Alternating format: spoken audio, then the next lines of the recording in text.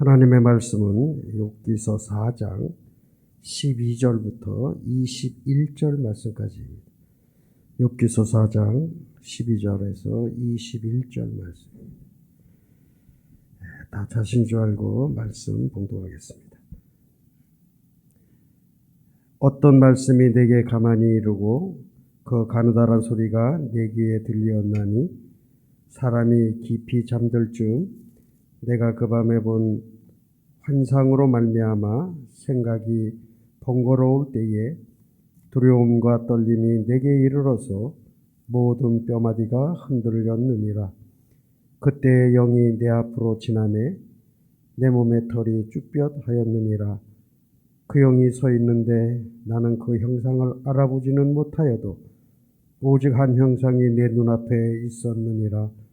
그때에 내가 조용한 중에 한 목소리를 들으니 사람이 어찌 하나님보다 의롭겠느냐? 사람이 어찌 그 창조하신 이보다 깨끗하겠느냐?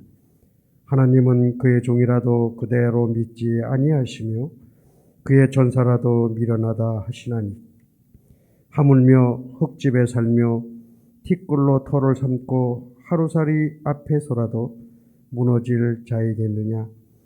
아침과 저녁 사이에 부스러져 가루가 되며 영원히 사라지되 기억하는 자가 없으리라. 장막줄이 그들에게서 뽑히지 아니하겠느냐? 그들은 지혜가 없이 죽느니라. 아멘.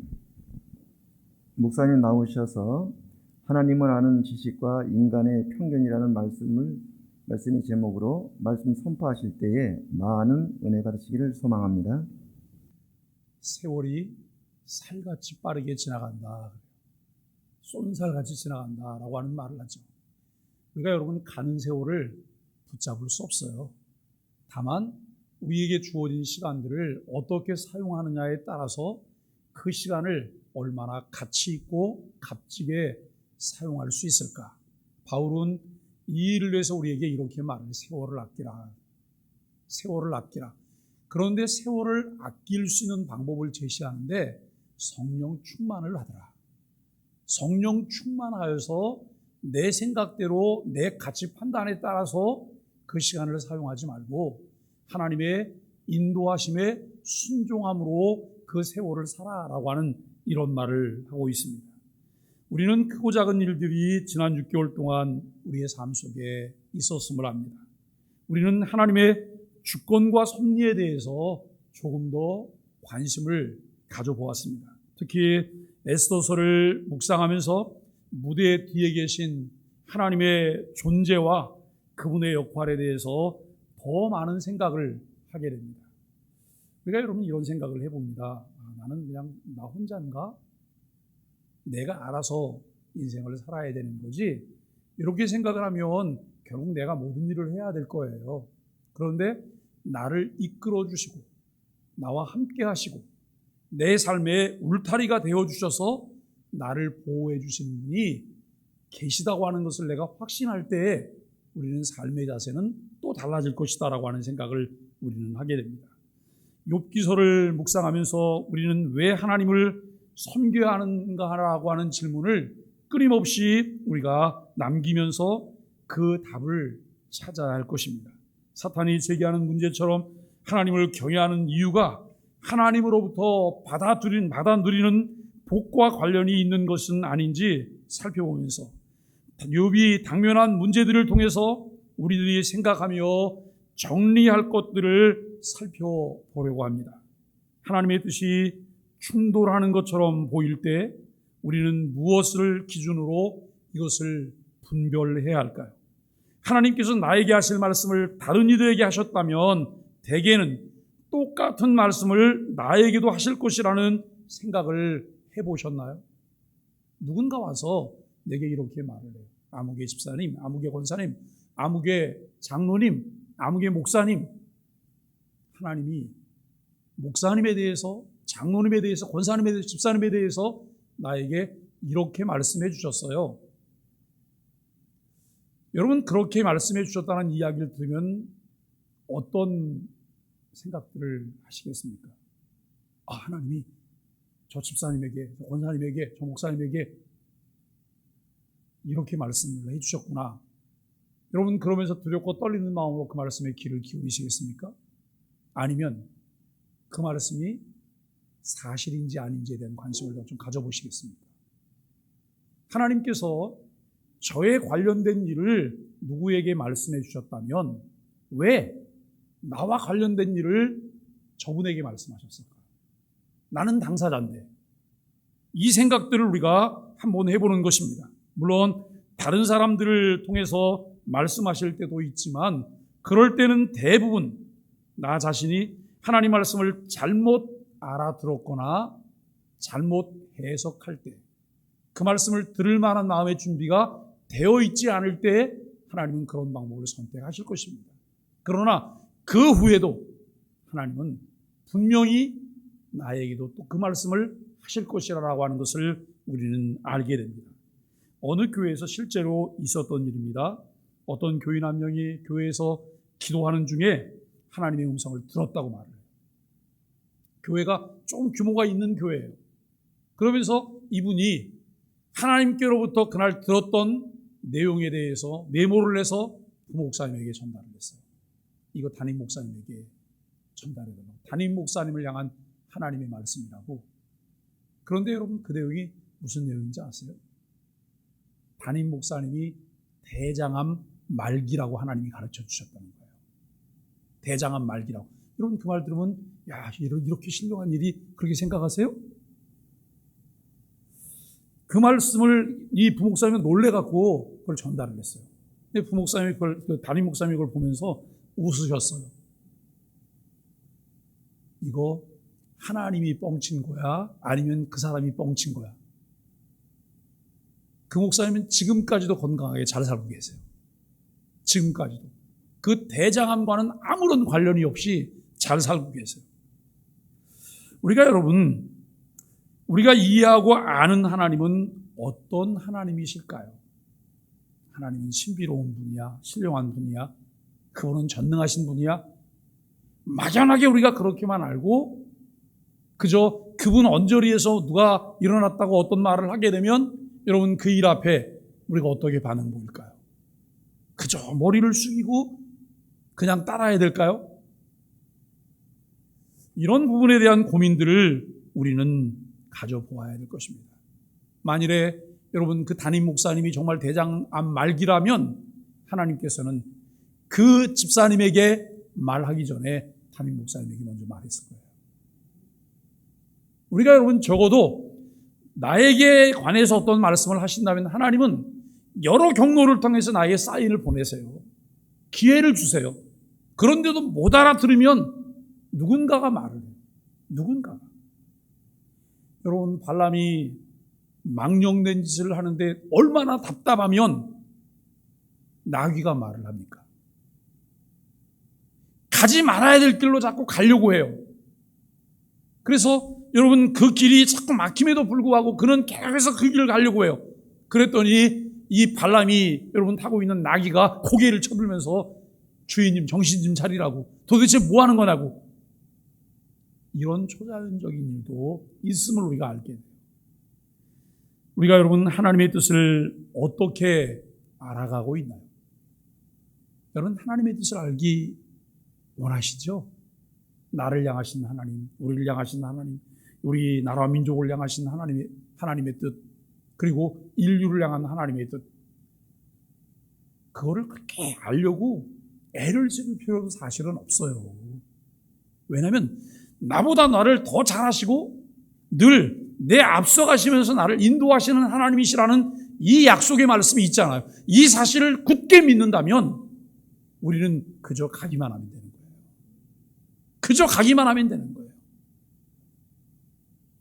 우리가 하나님의 말씀을 대할 때 주의할 점은 하나님의 뜻을 주관적으로 자신에게만 적용해야지 객관화하면 안 된다는 거예요.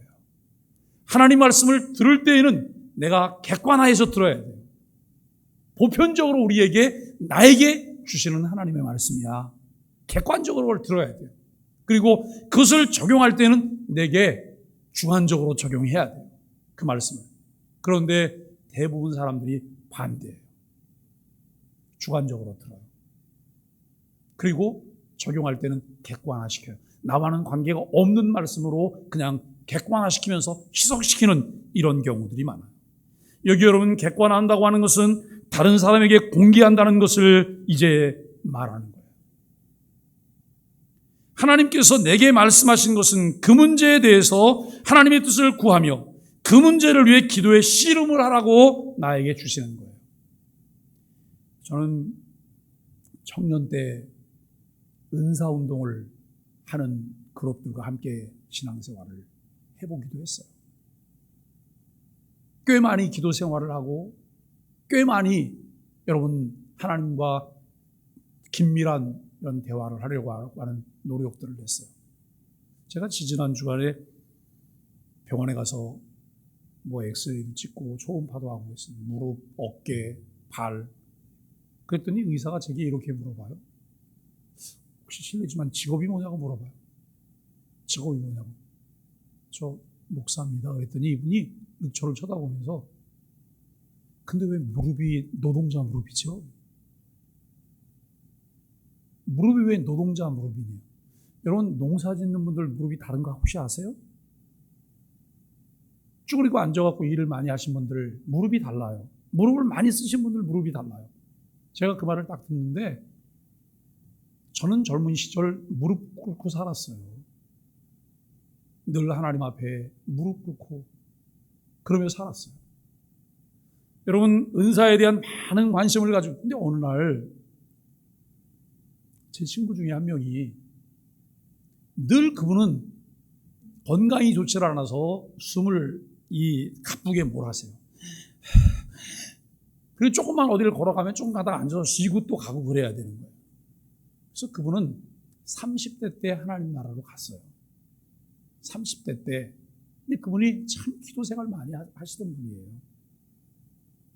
그분이 늘 하시는 얘기가 있어요. 하나님이 자기에게는 너무나 많은 것을 보여주신대요. 많은 것을 보여주신다는 얘기를 해요. 그리고 그분은 실제로 그렇게 많은 신령한 세계를 늘 보면서 사셨어요. 근데 여러분 이상하지 않아요? 그렇게 신령한 세계를 보면서 살았는데 자기 건강 문제 하나 해결이 안 돼갖고 매일 숨가쁘게 살아야 되고 그리고 요즘처럼 100세 시대인데 여러분 그분 30대에 그냥 가셨다고 하는 게 잘 이해가 안 되잖아요. 근데 어느 날 그분하고 이야기하는 중에 제가 이런 말을 했어요. 하나님께서 무엇을 보여주시면 어떻게 반응하세요? 어떻게 대응하세요? 라고 물었어요. 근데 하나님은 자신에 관한 것을 보여주기도 하지만 다른 공동체에 관한 것, 누구에 관한 것도 보여주신대요. 근데 그분은 늘 그때마다 조심하신다는 거예요. 누군가에게 이야기를 전달해야 되는데 전달하기 전에 본인은 한동안 그 사람을 위해서 기도한다는 이야기예요. 제가 그런 얘기, 그게 정답 아닙니까? 하나님께서 남들이 보지 못하는 것을 보게 하시는 것은 기도하라는 얘기잖아요. 남들이 깨닫지 못하는 것을 깨닫게 하는 것은 하나님께서 기도하라고 하는 거잖아요.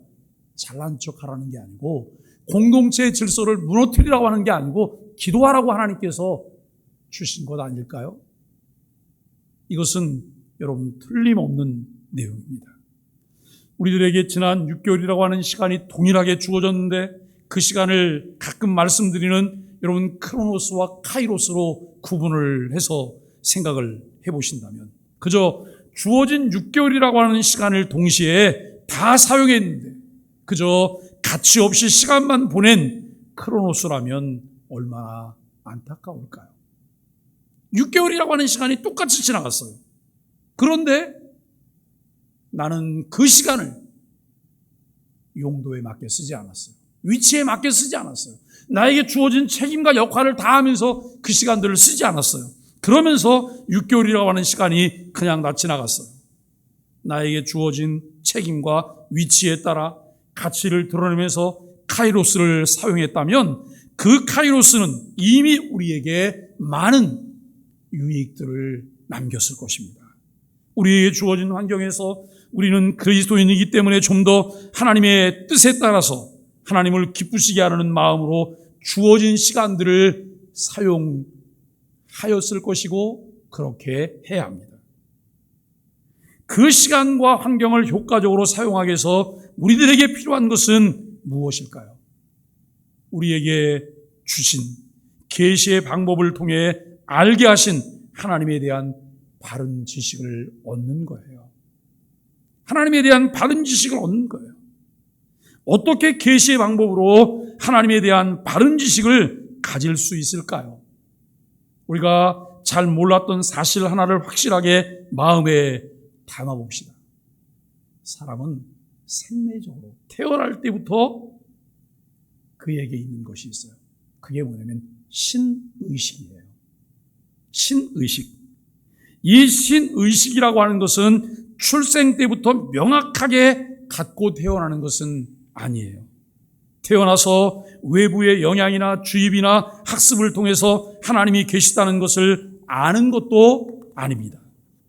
본래부터 우리들이 갖고 있는 신지식이 있는데 이것은 이것을 통해서 우리가 신의식을 갖게 됩니다.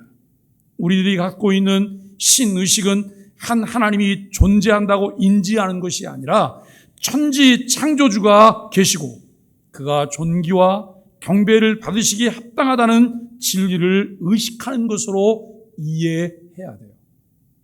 사람이 출생할 때 신의식을 갖고 태어나는 근거는 이것입니다.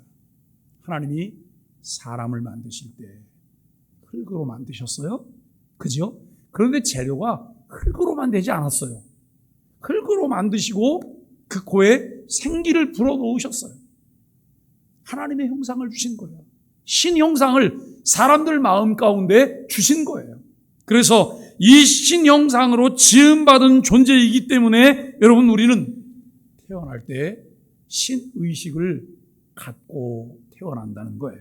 그런데 동시에 하나님께서 처음 사람 아담을 만드실 때 하나님의 형상대로 지은 것만 있었어요.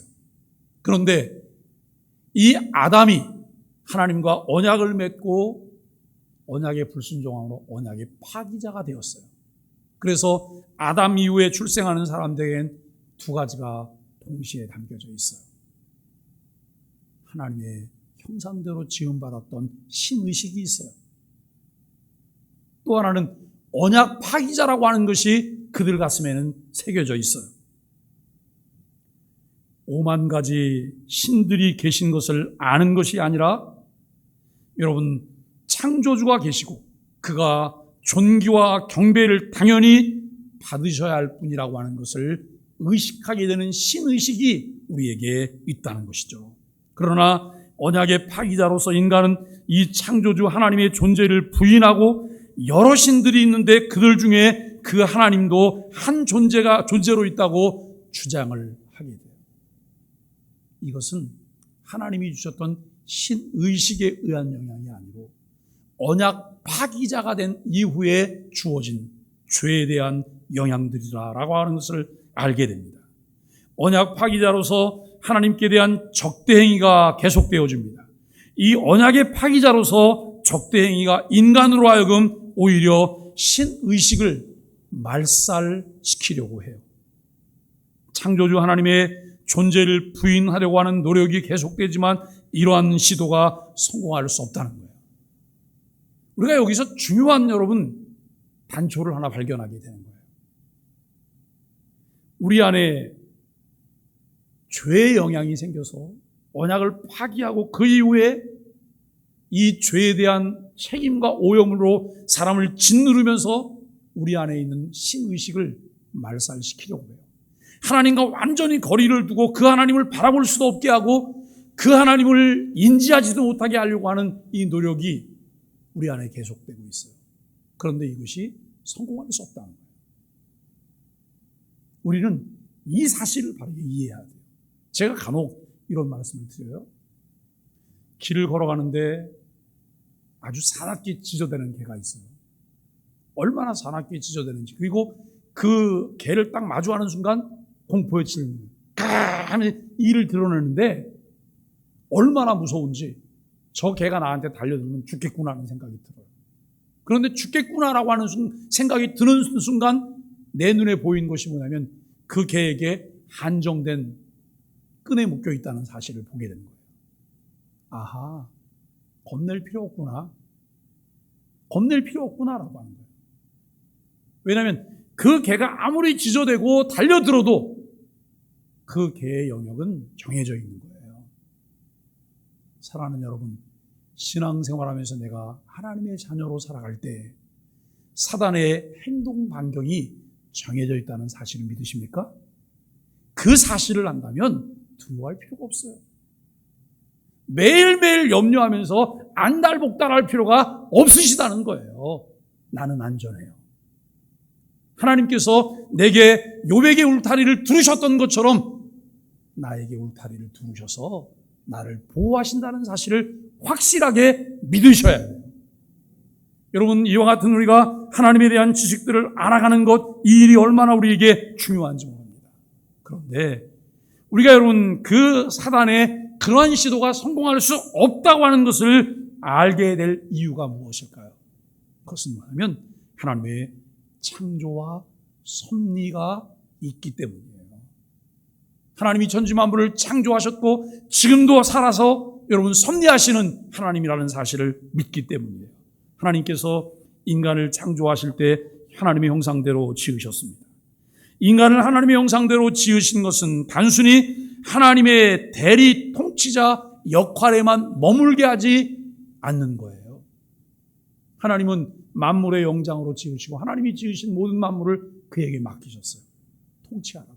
대리 통치자로. 그런데 그 역할에만 머물지 않아요. 하나님을 섬기는데 그 섭리에 강조점이 있다는 거예요. 우리가 여러분 교회 생활 속에서 늘 놓쳐서는 안 되는 것이 있어요. 교회에서 내게 주어진 역할을 감당하고 섬기고 봉사하는 것 굉장히 중요해요. 그러나 거기에만 머물면 안 돼요. 그 일을 기쁨으로 시험 들지 않고 지속적으로 잘하면서 더 발전적으로 주님 앞에 갈 수 있는 비결이 무엇일까요? 하나님에 대한 예배의 자세예요. 하나님에 대한 예배의 삶이에요. 그 하나님을 향하여 예배하는 거예요. 주권이 내게 있지 않고 하나님께 있음을 인정하고 그 하나님은 죽은 하나님이 아니라 지금도 살아서 세밀하게 섭리하시는 하나님이심을 인정하면서 그 하나님께 나아가는 것이 필요하다는 것입니다. 하나님을 경배하고 섬기게 하려는 창조주의 섭리와 작정 때문에 하나님은 인간을 창조하실 때 하나님의 형상에 종교의 싹을 넣으셨습니다. 타락한 후 죄로 인한 적대 행위에 의해서 이 종교의 씨를 말살시키려고 하는 시도로부터 없어지지 않도록 하나님께서 종교의 씨가 그 안에 있게 하셨다는 거예요. 사탄이 아담을 공략하고 아담이 하나님으로부터 멀어지게 만든 이후에 여러분 온전히 지배하려고 하지만 사단이 실패할 수밖에 없는 것은 종교의 씨가 사람들에게 있다는 거예요. 하나님을 알만한 것이 사람들에게 있다는 거예요. 하나님을 떠나 죄의 지배 아래에 있는 이들은 참 하나님 대신에 거짓 신으로 대체하는 결과를 만들어내요. 천지만물을 창조하신 이가 계신데 그분은 존귀한 분이고 그분은 경배를 받기에 합당한 분이라고 하는 신의식을 우리에게 주셨는데 여러분 사단은 계속해서 그 부분을 왜곡시키는 일을 해요. 그래서 신은 계신데 참 하나님을 보고 참 하나님을 찾는 것이 아니라 거짓 신을 만들어내는 거예요. 거짓 신을 이제 섬기게 되는 거예요. 모든 이들 안에 종교의 씨가 있는 이유는 하나님을 알만한 것이 각자 자기들 속에 있음에도 하나님을 바르게 알려고 하지 않은 것에 대해 핑계하지 못하게 하시기 위한 것이라고 하는 거예요. 인생들이 하나님의 피조물이며 언약의 파기자라는 사실을 은폐하기 위해 온갖 사상들로 채워지며 하나님의 창조와 섭리를 부인하게 해요. 하나님은 우리들에게 창조주 하나님을 아는 지식을 갖게 하셨습니다. 이것을 위해 하나님의 형상대로 창조하셨지만 불순종하여 언약의 파기자가 되어 하나님을 마음에 두려고 하지 않아요. 하나님의 형상대로 창조된 사실은 우리들에게 신의식을 갖게 하는데 불순종하여 언약을 파기한 죄 때문에 우리 안에 있는 신의식을 말살하려고 해요. 여러분, 오늘 본문이 참 어려운 본문이에요. 제가 월상 예배를 준비하면서 욥기 순서를 이렇게 보았어요. 월상 예배 때 만나게 될 본문이 뭘까? 이 본문을 월상 예배 본문으로 확인하고 나서 한 2주간을 계속해서 많은 고민을 했어요. 왜 하필 샌드위치 같은 이 말씀이 월상 예배 본문이냐? 한 달을 시작하고 특별히 6개월을 마치고 우리가 이제 후반기를 시작할 때 좀 뭔가 자극적이고 좀 그런 말씀이 본문으로 딱 만나지면 얼마나 좋겠나. 그게 제 생각이었어요. 그러나 우리가 순서대로 말씀을 여러분 묵상하며 나가다 보면 하나님은 꼭 적절한 말씀들을 그 시간에 배치를 하시더라고요. 그 말씀들을 만나게 하세요. 여러분, 이 말은 다른 말로 바꿔놓고 보면 어느 말씀도 유용하지 않은 말씀이 없다는 말씀이에요. 특별한 말씀이 없다는 말씀이에요. 우리가 여러분 어제 새벽에도 함께 말씀을 묵상했습니다만 엘리바스라고 하는 사람이 딱 등장한 거예요. 욥이 여러분 자기 태어난 날에 대해서 한탄하고 자기가 당하는 그 고통들을 생각하면서 여러 가지로 탄식하는 것을 보면서 엘리바스가 딱 나타나는 거예요. 다른 친구들과 함께 여러분 며칠 동안 침묵하면서 지금 욥을 위로한다고 지금 와 있거든요. 그런데 가만히 보아하니 진짜 꼴사가 나와서 볼 수가 없는 거예요. 예? 저 정도 지금 죽을 지경이 됐으면 뭔가 자기가 잘못했음을 하나님 앞에 부족함을 이렇게 인정하면서 좀 엎드리면 좋은데 그런 자세가 아니라 이 말이에요. 엘리바스는 욥에게 자신의 신비로운 체험을 소개해요. 그는 꿈의 환상을 통해 한 영을 본 적이 있습니다.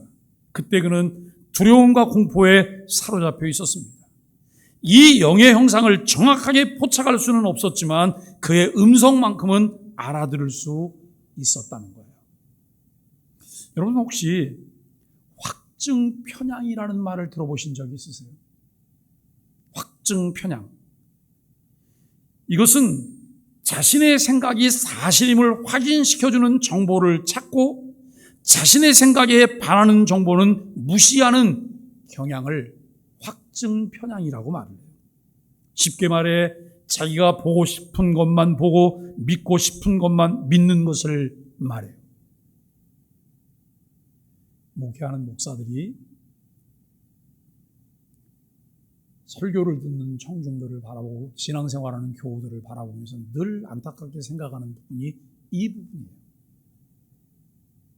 하나님 말씀이 보편적으로 선포돼요. 아까 말씀을 들을 때는 주관적으로 들으셔야 된다고요? 객관적으로 들으셔야 된다고요. 객관적으로. 그 말씀이 전하려고 하는 메시지가 무엇인지 이것을 찾는 거예요. 그래서 3,000년 전에 2,000년 전에 그 말씀이 기록되어질 때 1차 독자들에게 하나님이 무엇을 말씀하시려고 하셨는지, 그런데 몇천 년 후를 살아가는 오늘을 살아가는 우리에게 이 말씀이 우리에게 주시려는 말씀의 의미가 무엇인지 객관해서 이것을 들어야 된다는 거예요. 그런데 여러분 사람들은 그러지 않아요. 듣고 싶은 것만 들어요. 듣기를 원하는 말씀이 있어요. 혹시 누가 좀 기도 생활을 하고 은사가 있다고 해서 여러분 기도 받으러 다녀보신 적 있으세요? 많은 목사님들은 그와 같은 사역을 하지 않아요. 왜냐하면 하나님은 그 사역을 필요로 하지 않기 때문이에요. 그런데 음성적으로 그 일이 많이 이루어져요. 음성적으로.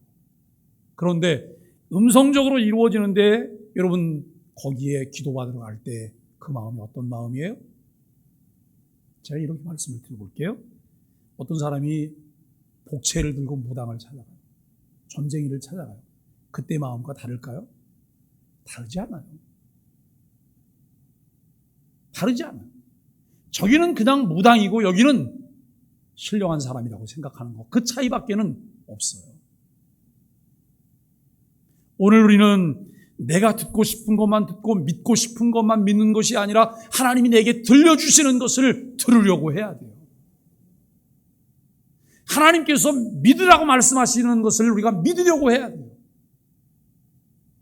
여러분, 이렇게 할 때 우리는 확증 편향으로부터 벗어날 수가 있습니다. 그런데 여러분, 욥의 친구인 엘리바스가 그랬습니다. 엘리바스는 자신이 특별한 계시를 받았다고 말을 해요. 12절로 14절이죠. 초자연적 경험을 근거로 그는 자신의 주장의 신적 권위가 있음을 주장하면서 암시해요. 그러나 출처도 사실 여부도 분명하지 않은 정보를 근거로 다른 일을 판단하거나 정지하지 말아야 합니다. 엘리바스는 형체를 식별할 수 없는 영이 이제 지나가자 온몸에 털이 쭈뼛 섰다고 말을 해요. 온몸에 소름이 돋은 것이죠.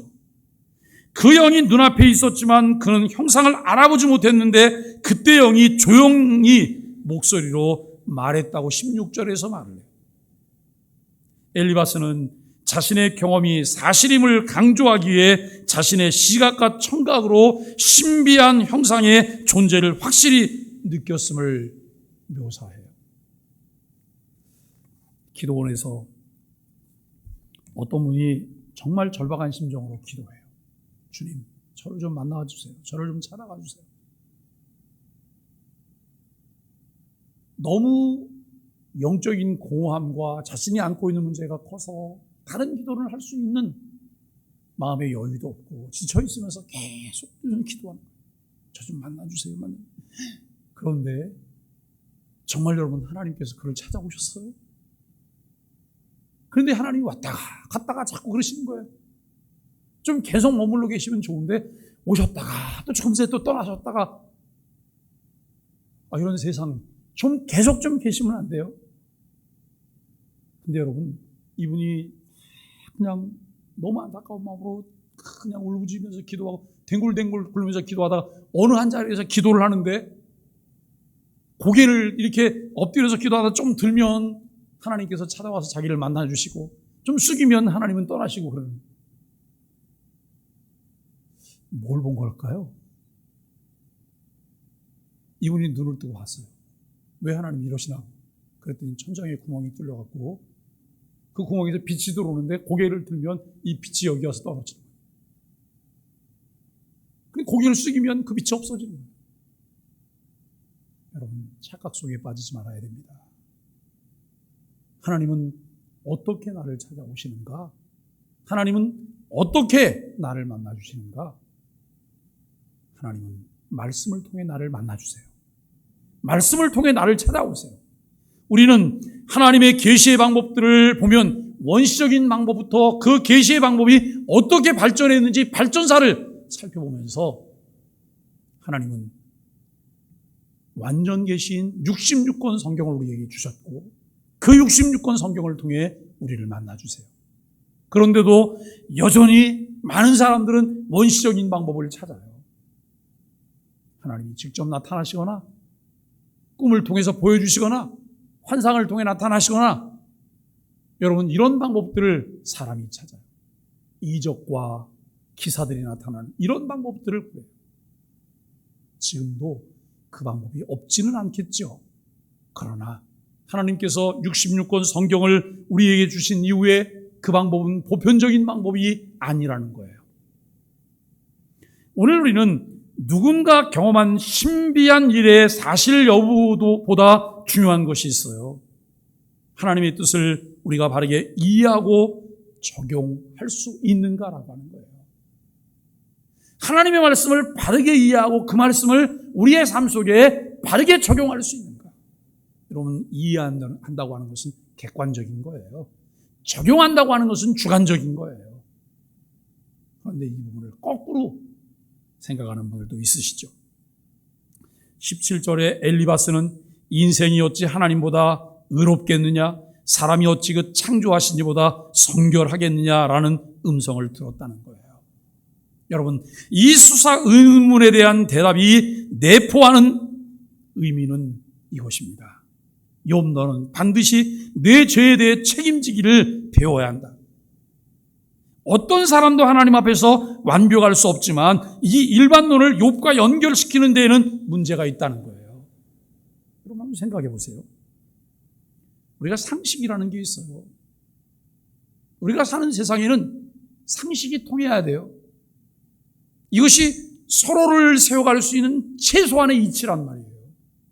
그런데 기독교는 상식 이상이어야 해요. 여러분, 교인들의 모임이, 교인들의 관계가 상식 이하다? 이건 일반적이지도 않아요.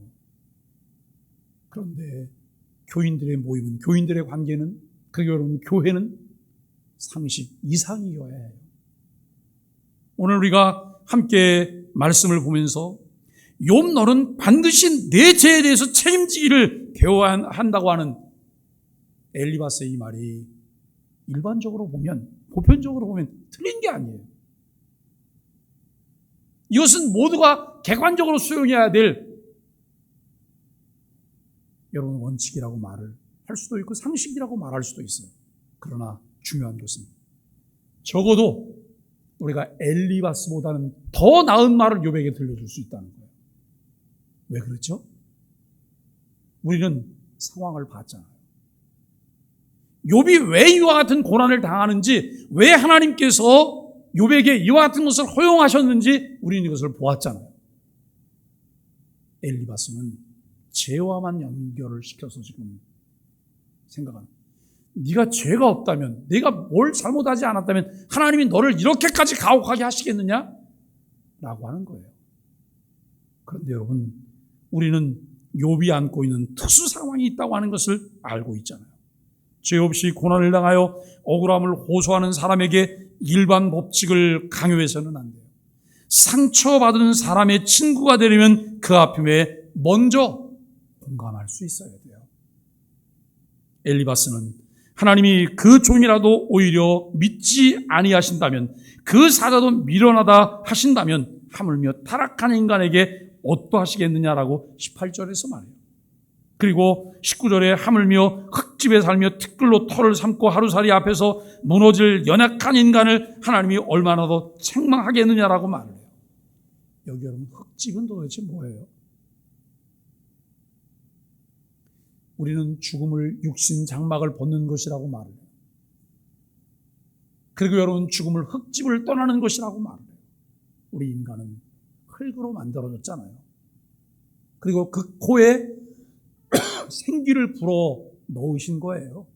그래서 생명이 됐다라고 말을 합니다.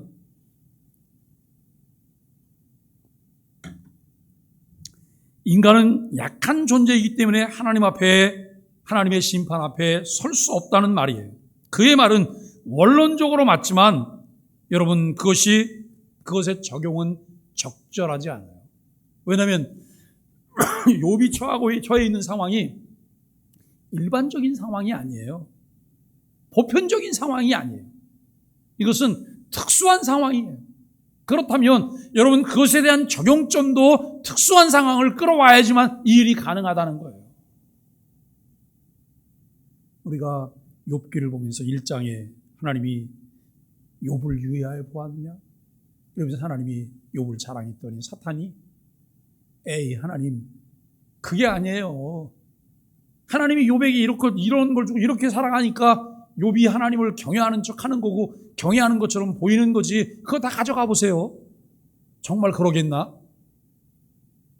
그래서 하나님이 허용하셔서 욥의 생명과 건강을 두고 나머지는 다 잃어버리잖아요. 그리고 난 다음에 이제 두 번째 천상회의가 열리는데 거기 사탄이 또 참석을 하는데 하나님께서 욥을 위하여 보았느냐? 그 내용을 보는데 가슴이 철렁하는 거예요. 하나님 왜 이러시지? 그냥 그 쯤에서 어떻게 좀 해보시지. 근데 이 사단은 그 말을 듣고 난 다음에 여러분, 이 사단이 보인 반응이 도대체 뭐예요? 어떻게 살아도 욥의 삶을 회방하려고, 그의 삶을 망가뜨리려고 하는 것이 마치 자기의 사명인 것처럼 그렇게 선택해서 이 일을 진행하잖아요. 1장, 2장을 통해 우리가 그것을 보았기 때문에 욥의 상황은 일반적인 상황이 아니라는 거예요. 특별한 상황이라고 하는 것을 우리는 알게 돼요. 욥의 신앙을 인정하신 하나님과는 달리 여러분, 이 엘리바스는 사탄의 입장에서 욥의 진심을 왜곡해요. 우리는 진리 앞에서 항상 겸손해야 합니다. 20절에 엘리바스는 완곡한 어조로 계속 하나님을 냉담한 분으로 묘사를 하고 있습니다. 21절에 장막줄이 그에게서 뽑히지 아니하겠느냐, 그들은 지혜가 없어 죽을 것이다라고 말을 하죠. 그는 사람의 육신이 마치 이동할 시간이 되면 이제 구부려서 접는 장막처럼 일시적임을 묘사를 해요. 여러분, 우리가 텐트를 치고 야영을 해요. 그러다가 이제 집에 갈 시간이 되면 그때 지어졌던 텐트를 다 여러분 접잖아요. 다 싸서 그 다음에 이제 이사 가는 것처럼 그렇게 말을 해요. 또 자기 중심적으로 하나님을 거부하는 인간을 지혜 없는 상태로 죽는다고 말을 해요. 이것은 욥이 그렇게 될 것이라고 하는 의미예요. 그는 욥의 고통을 위로하기보다는 악담을 내요. 주변 사람들의 삶을 분석하기 전에 먼저 동정하고 이해하는 마음을 갖는 것이 중요해요. 사랑하는 소망의 가족 여러분, 엘리바스는 욥을 위로하려는 원래의 목표를 잃어버렸습니다. 그는 욥을 비참한 상태에서 일으켜 세우기보다는 오히려 더 주저앉게 만드는 데 시간과 정성을 소비하고 있습니다. 그는 자신의 경험을 의존하여 욥을 비난하고 정죄하여 욥이 심판당한 것을 증명하려고 해요. 2022년도를 맞이하고 지나간 상반기 6개월 우리가 어떻게 보냈는지를 돌아보면서 여러분, 남은 6개월을 정말 크로노스가 아닌 카이로스로 살아가기 위해 우리가 취해야 될 것이 무엇일까요? 하나님을 아는 지식을 갖게 되는 거예요. 하나님을 아는 지식에 대한 이해가 아닌 인간의 편향된, 편협한 그런 인간의 지식에 의해서 무엇을 판단하려고 하고 무엇을 결정하려고 하고 무엇을 정죄하려고 하는 어리석음을 우리는 버려야 할 것입니다. 하나님이 하시려는 하나님의 의도를 제대로 알지 못한 채 마치 자신이 하나님의 의도를 잘 알고 있는 양 자기 중심의 편견으로 욥을 정죄하는 어리석음을 우리는 엘리바스를 통해 보게 돼요. 욥기가 계속 진행되는 동안 엘리바스와 또 다른 친구들, 이들을 통해서 우리는 또 그와 같은 것들을 보게 될 것입니다. 엘리바스는 하나님이 욥에게 고난을 내리신 것이 너무나 당연하다는 말로 욥을 더욱더 고통스럽게 만들었습니다. 우리는 하나님의 일하심을 함부로 판단할 수 없어요. 하나님의 이름으로 다른 사람을 이제 이 정죄하는 언행은 언제나 우리가 경계해야 된다는 거예요. 그런데 다른 사람을 정죄하는 것도 경계해야 되지만 더더욱 경계해야 될 것이 또 있어요. 그게 뭔지 아세요? 내 편향된 생각으로 나를 정죄하는 거예요. 내 편향된 생각으로 나를 정죄하는 거예요. 적어도 나는 하나님의 사랑받는 자녀라는 사실을 잊어서는 안 돼요. 하나님께서 우리를 존귀한 자로 여기셨어요. 하나님은 우리를 거룩한 백성 되게 하시고 여러분, 우리로 하여금 하나님을 예배하며 섬기는 자리에 이르도록 늘 우리를 격려하세요. 우리가 여러분 허물과 죄로 인하여서 아무것도 할 수 없는 영원히 죽었던 죄인임에도 불구하고 하나님께서는 우리를 그 일에 사용하시기를 원하셔서 끊임없이 우리에게 말씀하시고 가르쳐 주시며 인도하신다는 사실을 우리는 깨달아야 될 것입니다. 하나님의 뜻을 바르게 이해한 사람은 상대의 잘못을 분석하기보다는 그 아픔을 헤아리며 함께 나누게 됩니다. 오늘 우리가 하나님의 뜻을 바르게 이해한 사람은 자신을 바라보는 것도 하나님을 통해서 나를 바라보게 되는 거예요. 내가 부족하지만 허물이 많지만 나를 위한 하나님의 놀라운 사랑과 그 은혜의 계획들이 나로 하여금 하나님이 지으셨던 하나님의 형상대로 하나님을 예배하며 섬기는 자가 되게 하셨다는 사실을 확신하면서 우리가 오늘도 하나님이 주신 은혜와 평강 가운데 그 복을 누리게 되기를 예수 그리스도 이름으로 간절히 축복합니다.